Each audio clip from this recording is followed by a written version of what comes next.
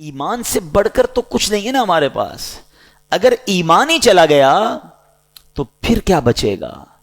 تو جن اسباب ریزنز بیان ہوئے احادیث میں کہ جن چیزوں کی وجہ سے ایمان برباد ہو سکتا ہے، ان ریزنز میں احادیث میں والدین کی نافرمانی بھی ہے. اس سے زیادہ بڑا نقصان کیا ہوگا؟ کسی کی فیکٹری میں آگ لگ جائے، اللہ نہ کرے کسی کا ایکسیڈنٹ ہو جائے، کسی کے گھر میں آگ لگ جائے، کوئی بہت بڑا نقصان ہو جائے، وہ سمجھتا ہے میری دنیا ختم ہو گئی. مگر یقین جانیں دنیا کی ساری نعمتیں چلی جائیں اور ایمان سلامت ہے نا تو وہ بندہ پھر بھی کامیاب ہے.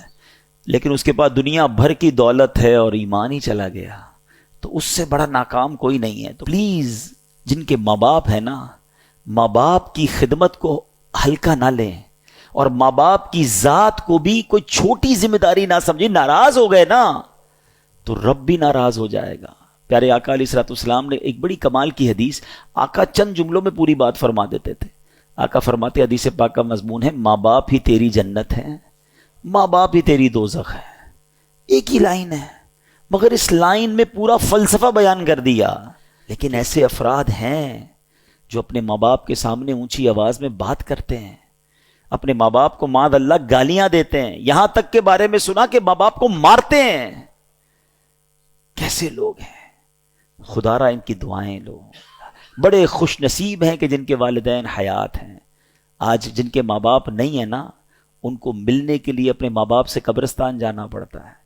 کبھی کبھی گوٹ اٹک جاتی ہے نا، کوئی کام اٹک جاتا ہے تو آپ کیا کرتے ہیں؟ جن کی ماں ہوتی ہے ماں کے پاس چلے جاتے ہیں، ماں پھنس گیا ہوں دعا کر دو، ہیں ابو پریشان ہوں دعا کر دو.